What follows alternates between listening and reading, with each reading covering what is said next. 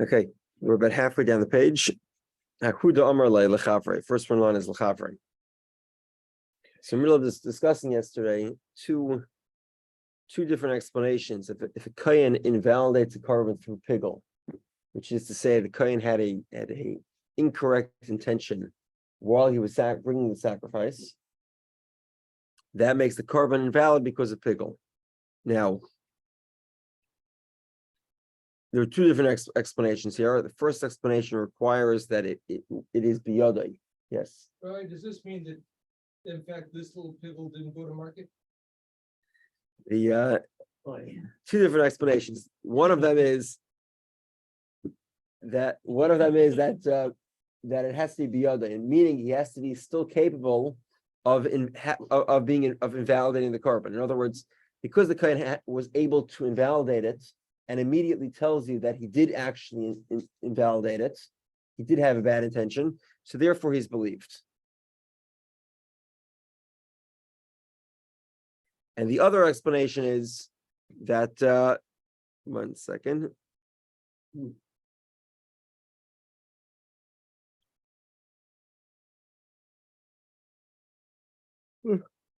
Now, if he said that he made a pigul 10 days later, then he's not believed because it's no longer biyada. It's not within his capability to invalidate it 10 days later. The other explanation is that actually doesn't need to be in his control to invalidate it immediately.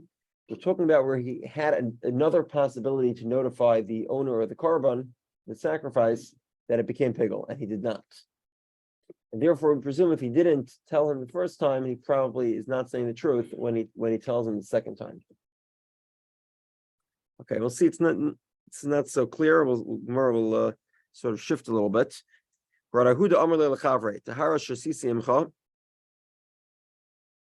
Somebody tells his friend, we were working together making a dough, and it was supposed to be tahar, but actually, nitmu, they became tamei. So also came so they came in front of Rabbi and they wanted to know if he's believed. He said to him, "Sure, sadin ein eman." Truth in the matter is, you should not be believed, because it's no longer in your control. Amr lafan of Rabasi. So Rabasi says, "Rabbi Ata Amr Kain, are you saying that?" Hachi Amr b'yechan mishum b'yasi ma es shetorah haminasai. Rabbi Yochanan said he should be believed. Why? Because the Torah believed him. Where did the Torah believe him? Where do we find the Torah believe somebody to make this type of claim? The answer is it's a kohen gadol on Yom Kippur. A kohen gadol brings his own sacrifice. Everybody has to leave the heichal when he brings it. He comes out of the heichal, and let's say he says that he made a pigul. It's the law in kohen gadol Yom Kippur. He's going to make a pigul, but let's say he says that he would be believed. How do you know he made a pigul? There's no way to know. Must be, you see, the Torah says that if a kohen says something became pigul, he's believed even after the fact.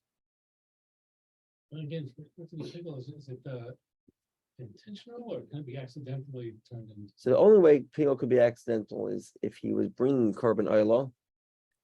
The way to make pigul is if during one of the critical portions of the korban, the kohen has in mind to eat it in the incorrect time or place. The only mistake that's possible if he was bringing a korban and he thought it was a lower class of korban. Okay, so that is something that stands. I wanted to make sure that we hadn't eliminated it. I thought that was the case. That he accidentally thought it was. Yeah. So the Mishnah says if he did it by mistake, by accident, that's what happened. Okay. So if the kohen gadol makes a pigul, he's believed. Then how would we know it's pigul? Only because the kohen gadol tells us. And we would believe him even after the fact. So therefore, we see that anyone who's in such an environment where they had the ability to make something tamei or invalid, and then after the fact they claim that they actually did, they should be believed. So Gemara explains, the kohen gadol on Yom Kippur is a proof. If he says that he made the korban pigul, he's believed. We know Yadin. How do we know? When the kohen gadol brings his korban, nobody's allowed to be in the Beis Hamikdash. In the whatever, this would be the equivalent to the Mishkan, or the Beis Hamikdash itself would be the what we call the heichal. So everybody's outside. So how do we know? It must be because he's believed. Gemara says no. Maybe he spoke out his intentions out loud, and we heard it. We heard him saying out loud that he's making a pickle. Gemara says, hold on. Gemara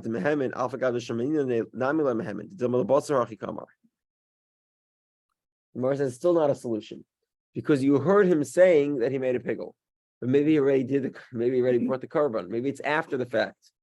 So in other words, how do you know that he was mifagel? He made a pickle while he was bringing the carbon. Maybe he immediately sprinkled the blood, and then afterwards he was screaming out loud that he made a pickle. But actually, it's too late already. He already brought the carbon. So you still need to believe him that he made a pickle at the time that he was bringing the carbon. Okay, so that's not a good proof. The Gemara says,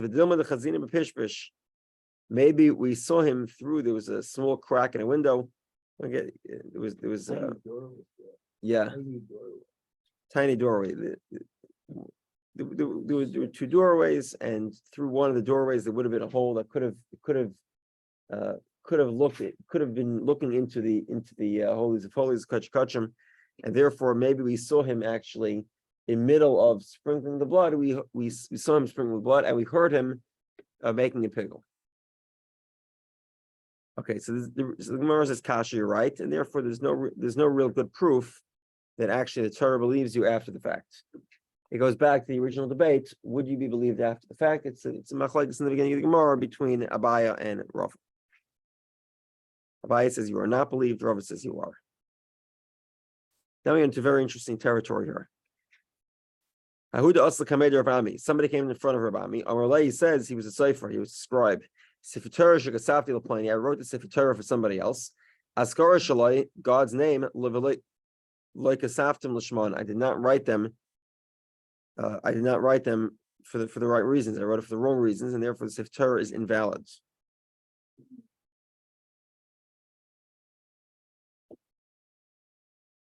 Overlay. So he said to him, Sefer Torah biad me, who has the Sefer Torah? Amrullah, he says, biad lekech, it's in the hands of the buyer. Amrullah, he says, nemanat al hafs secharchav, yet a neman al hafs Sefer Torah. You're believed that now the guy does not have to pay you. You wrote him a Sefer Torah, he doesn't have to pay you anymore. Because you're saying that effectively Sefer Torah is a non-kosher scroll. You know, when you wrote God's name, you didn't have in mind to write God's name. Let's say you thought you were writing Yehudah and you forgot to put the Dalet in. We'll see. Gemara will have a similar situation. Okay, so you're believed to lose your salary. If you get the name of the Sefer Torah, but you're not believed to lose the Sefer Torah. Hold on a second. Why is he losing a salary? The Sefer Torah is comprised of, let's say if you divide the Sefer Torah into two portions. One portion is all the times it says God's name. And the other portion is everything else. So fine, so don't pay the guy for the portions of the Torah that it has God's name, but pay him for everything else. Everything else is kosher. Well, it's true that the percentage of his salary that comprises God's name, he indeed lost, he forfeits, but he should at least get the salary of the rest of the Sefer Torah. He says to him, in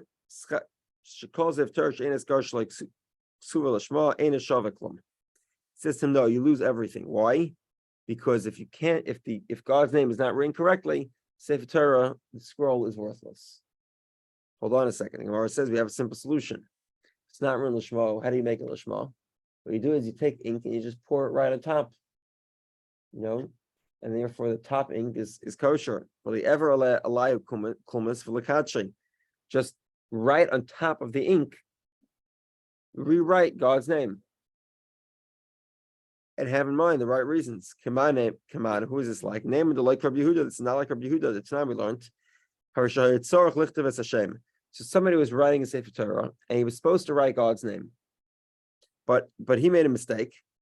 But it's Yehudah. He meant to write the word Yehudah, and while he wrote Yehudah, he made a mistake, and he didn't put in the Dalet. So actually, he gets God's name. So what do you do? Maver of kulmis mekadshing. What you do is you just cover it over with a new layer of ink. Rabbi Yehudah, it's the opinion of Rabbi Yehudah. And Chachamim and the rabbis say, Ein Hashem and Amufchar, this is not acceptable. So evidently, in this Sefer Torah, where every name of God is not written Lishma. Every name of God has to be rewritten. Why can't you just pour over a new layer of ink? Gemara says, no, I feel time Rabbi Yehudah, it could even be Rabbi Yehudah. I can like Rabbi Yehudah Askara. Rabbi Yehudah permits this with one time. If one name of God is no good, so you can cover it over with ink. But if the entire Sefer Torah, every time God's name is written, it's sort of going to be like in a massively bold type, because the guy's pouring a second layer of ink on it. So that, what does it look like? It looks like a tiger or a leopard. Right, maneuver, it's going to be spotted. You're going to have like a Sefer Torah where every couple words is like this massively bold type. So therefore, that is non-kosher. We have a similar story. Somebody came to Rabbi Amalei. He says, if Torah shekasati planning, gvilin shaloi leibad tim l'shmon. So Gary will explain to us how we use ibud. We use the gall nuts again to sort of make the cloth, the hides, parchment. So he says, I did not make this for the intention of writing a scroll. I did it, I don't know, with the intention of making cloth to sell on Etsy, parchment. So he says to him, Amalei Sifter biad me, who has the scroll? Amalei biad lekach, the buyer has it. Amalei, he says to him, because you lose your salary now, because the entire Sefer Torah is useless, because the parchment wasn't written for the sake of Sefer Torah, it was written, to sell on Etsy or something. So therefore, the Sefer Torah is invalid as well. Once we're believing you to invalidate to lose your salary, we invalidate the Sefer Torah as well. So the Gemara says, what's the difference? In the first scenario where the guy says he wrote God's name for the wrong reasons, we say that he's not believed. He's believed to lose his salary. He's not believed to invalidate the scroll. Over here, where he says he didn't write the parchment, he didn't make the parchment with the intention of writing a Sefer Torah on it, we say that actually because he loses his salary, he invalidates the scroll as well. What's the difference? You heard the question? In the situation where he writes God's name incorrectly, we say that the Sefer Torah is valid, but he loses his salary. But in the scenario where he says the parchment was written incorrect, was made incorrectly, we say not only do you lose your salary, but you also invalidate the scroll. Okay, so in short, the Gemara's response is very simple. Let's look at the second part first. Let's see the whole thing. Let's look at the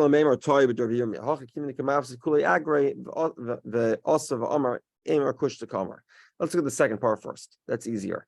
So the guy who just turn to the top of the page. So we have the second scenario. The second scenario is the guy who says the parchment non-kosher. Parchment's not kosher.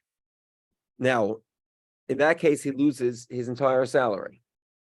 Therefore, presumably, we should believe him to say that if he wasn't saying the truth, he wouldn't be lying. In other words, it's logical to presume that a guy wouldn't make up such a story if it wasn't true. He's losing his whole salary. Okay. So now, why is this not true when he says every time I wrote God's name, it's invalid? Why is that difference? Because over there, he thinks he'll take the salary of the rest of the scroll, but not of God's name. He thinks that what percentage is God's name of the total words of a scroll? I don't know. Let's say it's 2-3%, 5%, something like that. Let's say whatever it is. Okay, so it's 5% of his salary. He thinks he's giving up 5%. He doesn't realize that he actually has to give up the whole thing, because now the entire scroll is useless. So therefore, that's why we do not believe him to invalidate the Sefer Torah. Because we suspect that he has ulterior motives. He just wants, 5%. He's offering a 5% discount to invalidate the scroll. Right. That's why he's not believed. Okay. A little bit of a side point here. Hayed Rabbi Yochanan ben Gudgoda ala chareshes shehasiya ivia sheyotze beget. Okay, we have a chareshes is a woman who is deaf. she's deaf. She's a deaf mute, and she's probably also what do they call it? She's deranged, psychotically deranged. That's the typical presumption if somebody is a chereshus. By the way, if they're not psychotically deranged, they're not treated as a chereshus. So, yeah. So if you could prove, so that how would you prove it? In writing, basically.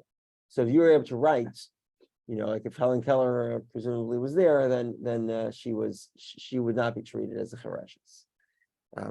But the typical presumption is someone who's deaf and mute, there's no real way to communicate with them. There's no way to teach them how to communicate, and therefore, presumably, they're deranged. Okay. So now the rabbi said that she can get married, but it's a rabbinical marriage. That's because presumably she doesn't have enough intelligence to have a kinyan, to consent to a marriage. In just like a child can't consent to a marriage, so too a chereshus can't consent. But rabbinically, we allow her to get married, and we say it's a rabbinical marriage. Okay, now if she gets married, then she can get divorced as well. Now, typically, if a man marries a woman and then she goes mad, so she got married when she was normal and then she went crazy. In certain scenarios, you would not be able to divorce her. That's because she is mishalcha v'chazeres. She doesn't understand that once she's sent away, she has to go. She can't come back to her husband. But if she's crazy, she's not going to understand that. Okay. A ketana, a Yisrael child, young girl, before maturity, her father married her off to a kain. She eats truma. Evidently, here we see that a chereshus does not eat truma. A woman who's deaf mute who gets married to a kain does not eat truma. We'll see why in the Gemara. The child gets married to a kain. The imay says she dies. Ba'al yarsha, her husband inherits her. Okay. Va'al hamora shagozal shabana bebira. Shigitl is dam of the tekanas hashavim. Somebody steals a beam and he uses it to build a house. Now he wants to repent. He wants to do tshuva. Feels bad about what he did. He wants to give up his life being a thief, and he wants to give back the beam. Does he have to destroy his house to take out the beam to give it back? So the Gemara says in the Tekanas Hashavim that it should be easy for people to do tshuva. We say no, you give the value of the beam. Okay, if you have somebody brings a carbon chatos, that's a sin offering to if a person brings to return to God, and turns out it was a stolen animal. If it was not known that it was stolen, then the animal fulfilled the owner, not the owner, he's not the owner, the one who brings the animal fulfills his obligation. It's interesting. The Gemara here actually debates. Okay, so a stolen animal, you don't fulfill. If everybody knows it's stolen, you don't fulfill the obligation. Is this because the truth of the matter is that in either case, you do not fulfill a stolen animal does not fulfill your obligation, but we're lenient where nobody knew about it? Or is it because that in every scenario, actually, you would fulfill the obligation, but we're stringent where everybody knows it's stolen? We'll get to it in a moment. Okay. First scenario is the deaf mute that gets married. Amar Rava says, from the testimony of Rabbi Yechon ben Gada, we see as follows. Amar L'Edem, he says to witnesses, Ru'u getzeh shani noisen lo. He tells two witnesses, here's a divorce, I'd like to give it to my wife. Because of Amar law, and then he puts it in an envelope. He goes over to his wife with the witnesses following him. He says, here's $1,000. Right, and he gives to her in a closed envelope. There's a divorce inside. Right, so this guy's too embarrassed to divorce his wife. So he puts a divorce in an envelope. Two witnesses see him putting the divorce in an envelope. They know it's a divorce. They know he intends on divorcing his wife. But now when he divorces her, he says, oh, here's $1,000. Tricks her, basically. The halacha is the divorce is valid. Because it's no different, really, than a man divorcing his deaf mute. Because she doesn't realize what a divorce is. The divorce is valid. A woman doesn't need to consent to divorce. Gemara says, Pshita, this is obvious. I would think even the Omar Kinsi Shtar Chayv Zeh Betuli Batlei. Once he tells her, here's $1,000, the envelope contains a divorce. But the woman obviously doesn't realize that. Maybe that is maybe he's changing his mind. Because maybe originally he planned on tricking her and he planned on just giving her a divorce. Then he decided, you know what, I'm not going to give a divorce. And by saying I'm giving you $1,000, he's actually changing his mind. Kamashmala, no. It means to the batlay if you intended on changing his mind. He would have clarified to the witnesses that he changed his mind. Over here, it's clear he's giving the divorce this way because he's embarrassed to divorce her, and therefore it's a valid divorce. And this is what we see from the statement of Rabbi Yochanan ben Gudgada in our Mishnah. A child whose father marries her off to a kohen, which is permitted even if it's not recommended. The child eats truma. But a deaf mute that gets married to a kohen, loy achal, does not eat truma. My time, what's the reason? We're concerned here that a kohen who marries a kohen cheresh, a male deaf mute kohen, who marries a female deaf mute Yisrael, he will feed her truma. What's wrong with that?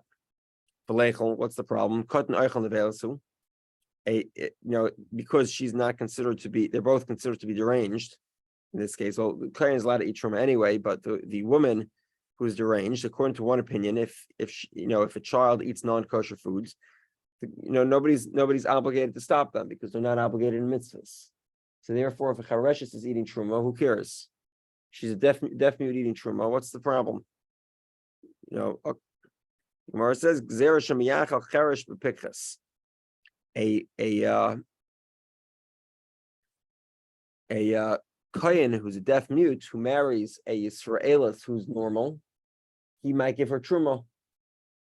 Gemara says, "V'lechal b'truma d'Rabbanan." So if it's truma d'Rabbanan, then we should allow it because rabbinically they're allowed to get married. Gemara says, "Gzera shem osilachuli b'truma d'Oraisa." We're concerned that he might feed her truma d'Oraisa, which would be forbidden because their marriage is merely rabbinical. Okay, let's just summarize here. If a deaf mute, a female deaf mute Yisraelis marries a male kohen, it is a rabbinical marriage. She cannot eat truma. Why not? What's the problem? Let her eat truma, even if she's not allowed to. First of all, rabbinically, because it's a marriage, rabbinically she should be able to eat truma d'Rabbanan. And moreover, even if she eats truma d'Oraisa, what's the problem with that?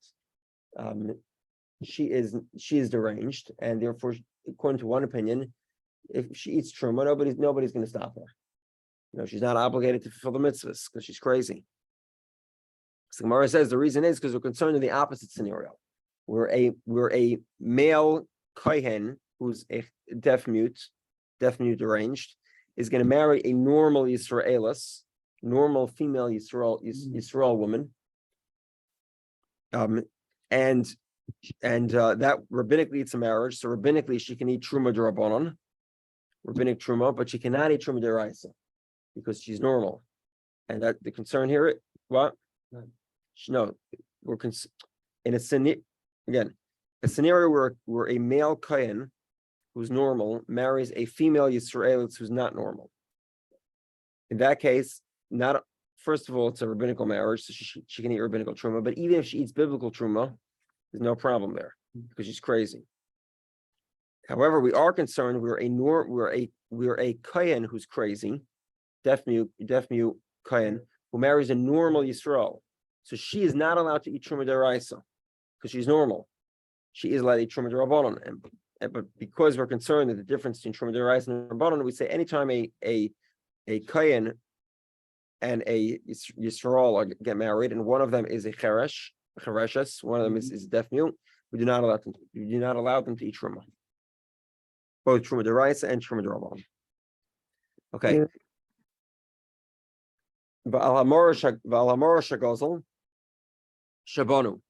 If somebody steals a beam and puts it into a building, Toner Rabbanan, Gozal Mora Shabbanim Abira. he takes a beam and puts it into a building. Shammai says you need to destroy the building and give back the beam. You only need to give back the value of the beam, so that it should be easy for people to repent. An animal, a sin offering that was stolen. If nobody knew about it, then the owner, the one who brought the offering fulfills his obligation. Amar Ula says, Dvar Torah actually, the biblical law here is bein noida, bein lo noida, einem chaperes. The truth of the matter is that if you don't own the animal because it was stolen, you do not have a kapara. You do not fulfill your obligation. My timer, what's the reason for this? Yish kedi loikani. The fact that the owner gave up on the stolen item is not sufficient to acquire it, and therefore you do not, and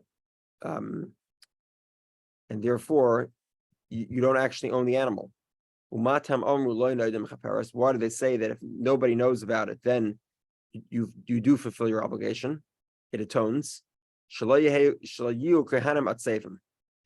the Kohanim aren't oppressed. Okay, what does this mean? Obviously, if the Kohanim knew that any stolen animal would not work, then they would be very careful. They would be very careful before they sacrifice. They brought a new one sacrifice. They'd make an investigation. Why? Because they're going to be eating from the sacrifice.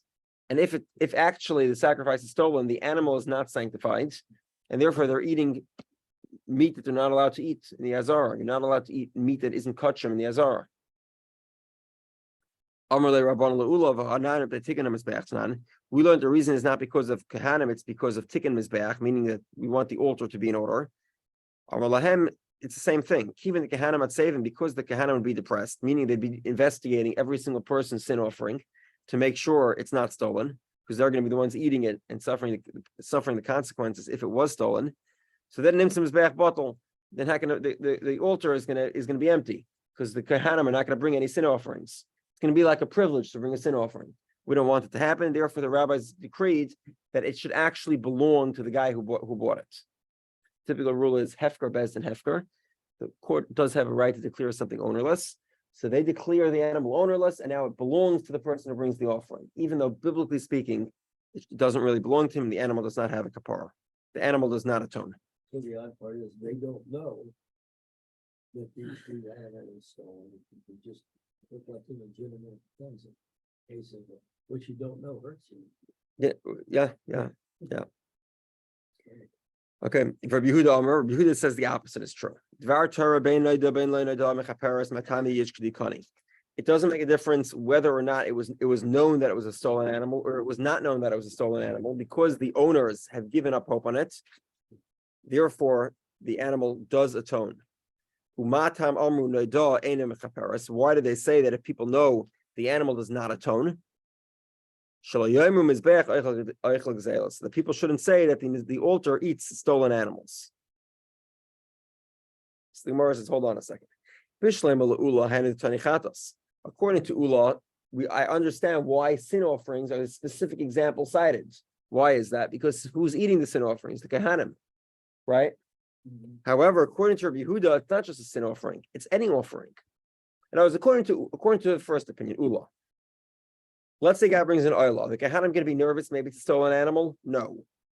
Why not? Because they don't have to eat from it. But according to Rabbi Yehudah, what difference does it make? Whether it's between a chatos or an oilah or any other offering.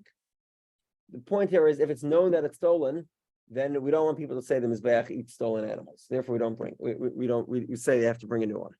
But otherwise, any animal can be brought. So the Gemara says, you're right. Let me buy a comer. Let me buy oil the kolhi. I'll feel chadas nami to chelav adam who desalok legam mizbeach v'idach kahanim achli.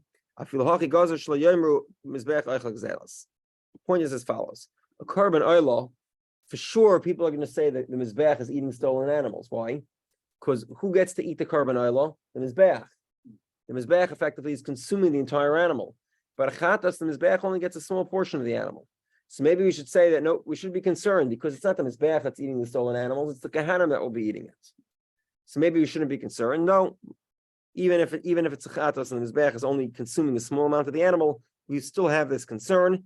And if it's known that it's stolen, we do not bring the sacrifice. And if it's brought, it does not atone. Tanan, we learned in the Mishnah.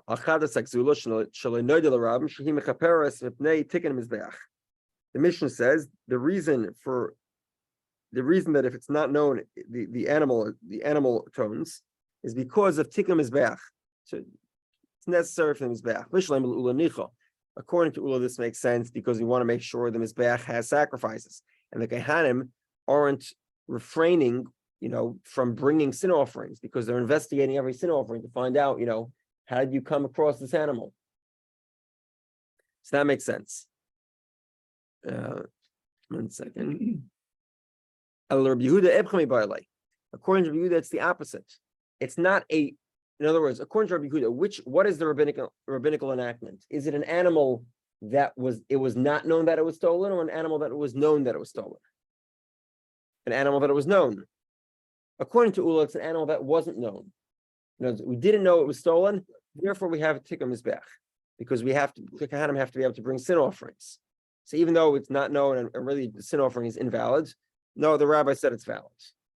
And that makes sense. But according to Rabbi Yehudah, it's actually in the opposite scenario. It's when we do know that it's stolen, that we do not allow you to bring it. And if you did bring it, it does not atone. That's the takana. That's the rabbinical enactment. It's not the scenario where he didn't know, it's the scenario where he did know. So the Gemara explains, the Gemara says this is included in that which the Mishnah says. If it was not known, then it atones. If it was known, then it does not atone. If it was known it was a stolen animal, it does not atone. Why not? They take a mizbeach, because people shouldn't say the mizbeach eats stolen animals. Mosiv Rava. Rava had the following question. Gonav v'hikdish v'achakach tovach u'mochar. Okay, we have the following scenario. Somebody steals something. A ganev is obligated to pay back kefil, twice what he steals. Somebody who steals either a ox or a sheep or a goat, and he slaughters the animal, he pays back 4 or 5 times. 4 times for an ox, 4 times for a sheep, 5 times for an ox. What happens if he stole the animal? The hikdish, he sanctified it, and then he slaughtered it. Mishal tashlumi kefil, he pays kefil twice for stealing. He does not pay the 4 or 5 times the animal. The Tanya law we learn. Let's say he sanctified the animal as a korban, then he slaughtered it outside of the temple. The penalty here is kares. Why is it kares? It's a spiritual excision, death before the age of 60. Why is that? Because slaughtering a sacrificial animal outside of the temple has that penalty. So in other words, the Mishnah is telling you here is that his hektish, the sanctification, is actually valid. Okay, so the Gemara says, hold on a second. If you say that the fact that the owner gave up on the animal does not, it still remains in the owner's domain. The thief did not acquire the animal, which effectively is the opinion of Ula. Sakaris ma'avidte. So the guy it doesn't belong to him to sanctify. So why does he get kares for slaughtering a sanctified animal? It isn't sanctified. You can't sanctify my animal. So if you're a thief and you steal it and you sanctify it, what in the world? You have no right to do that. It doesn't belong to you. So why is it considered a sanctified animal? Rav Shizvi says kares midivrayim. It's a rabbinical spiritual excision. So they all started laughing. Kares midivrayim miyekok. You have a spirit. Can the rabbis declare that somebody's going to die young? Rava says, Gav Rabba Amar Milsa, a great Rav Shizvi was a great rabbi. He says something don't laugh about him. What does this mean? Kares sha'al yedei divrayim ba'asalei. It's not that the rabbis decreed spiritual excision, but it's that through their decree he will be penalized with spiritual excision. And how did that happen? What the rabbi said is, if you steal something and you sanctify it, we're going to put it in your domain, even though it doesn't really belong to you. We're going to put it in your domain so that you should potentially get a penalty of spiritual excision. if you sanctify the animal and then you bring it, you slaughter it outside of the temple. So therefore, he actually biblically, because the rabbis have a right to transfer ownership, concept is called hefker bezin hefker. So therefore, actually, when he slaughters the animal, he is slaughtering his own animal, and therefore he's liable for a penalty. Rava says, this is a question that I have. But can I ask a question on that? Sure. So we're saying, so this is, they're all right to not to make the sacrifice outside. The right not to slaughter a sacrifice outside. So then rabbinically, we're saying that it's his ownership and now rabbinically he's liable. No. When the rabbis say you own some, the rabbis have certain powers. Right. Okay. Now, but they're fairly limited. But one of those powers is to make something belong to somebody else. So that power is there, right? So Correct. because that's applying a punishment. Correct. Okay. Correct. So in other words, their power is to make him the owner, the actual owner. Now that he's the owner and he sanctifies the animal, then of course the penalty is derisive. We can apply it. Got it. Okay. So the question is, when exactly did the rabbis consider it in his domain? Mishas Ganeva, from the moment that he stole it, or Mishas Kedusha, or the moment that he sanctified it? L'maynaf Kamina, what's the difference? L'gizei sel, v'vlodei sel. Let's say the animal, the animal grew wool in the domain of a thief, or it had a baby. So he stole a pregnant animal. The animal had a baby. Whose baby is that? Does that belong to? Does it belong to the thief, or does it belong to the owner? Question is, if the rabbis put the animal in his domain from the moment that he stole it, then he actually owns the animal. He owns the baby. And when he pays back the owner, he doesn't pay back the value of an animal plus a baby. He pays back the value of a pregnant animal, which is less, right? Because there's always a percentage of animals percentage of those of births that aren't viable. So Gemara says, it makes sense the rabbis decreed the animal to be in his domain only for the moment where the animal was actually sanctified. So the moment that he sanctifies, the rabbi said, okay, now it's in your domain, the sanctification is valid, and now if you slaughter it outside the temple, biblically speaking, you will be chayav kares. Okay, let's begin the Mishnah. The law of Sikrikin did not apply in Judea at the time of the destruction of the temple. And now you can see exactly where we're headed to. Okay, just pause here for a moment. We will be skipping Daf Nunvav Beis. That will be tomorrow's Daf, and we will be learning that on Tisha B'Av at 7:30 in the morning. And I believe I don't know if exactly 7:30. I think it's an hour before Shabbos. It's a long Daf, so we have a full hour to do it. And obviously, it'll be open to anyone who wants to participate as well. So that's exactly where we're headed to. Now you see how the Mishnah begins. What is a Sikrikin? Sikrikin are people that, these are sort of money or life people. They kill Jews, and the only way you could save yourself is by giving them all your property. The law of Sikrikin did not apply during the war to conquer the Jewish people at the time of the destruction of the second people. But afterwards, the Yesh Ba Sikrikin. There is a law of Sikrikin. What does this mean? Ketzah, let's explain. Lokach me Sikrikin, v'chazav v'lokach me balabayas. Okay, so I'll just explain for a moment. The Gemara will explain. During the time of war, there were 3 decrees. The first decree was anyone who does not kill a Jew gets killed. Right? A non-Jew that refrains from killing Jews is going to be killed.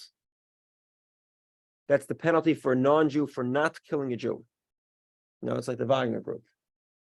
Right? And basically, if a non-Jew is coming to kill you, you know that he's deadly serious, and therefore, if you give him your property, you're pretty serious about it. You know that you actually want to give it to him. The second decree was that anyone who kills a Jew has to pay $4. That was like the penalty, a joke, sort of some trivial amount. So therefore, if a non-Jew comes to kill you, you know that there's not much that's stopping him from killing you, and therefore, you will happily hand over your property. In both of those scenarios, if you gave property, it actually belongs to the Sikrikin, belongs to your potential Gentile murderer, because you're very serious about giving him the property. However, afterwards, eventually, they said, okay, anyone who kills Jews is going to be killed. In the regular laws, any murderer is going to be murdered. At that point, people knew that if a guy comes money or life, okay, you give him the money, but you come back in court the next day and you can get it back.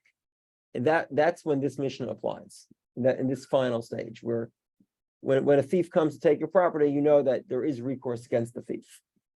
So what's the rule? Ketzad. Lokach misikrikin, somebody who takes from a sikrikin, the chazer v'lokach mibal bayis, and then he buys it from the thief, then he buys it from the owner. Mekhe bottle, the sale is not valid. Why not? Because the owner is sort of playing along.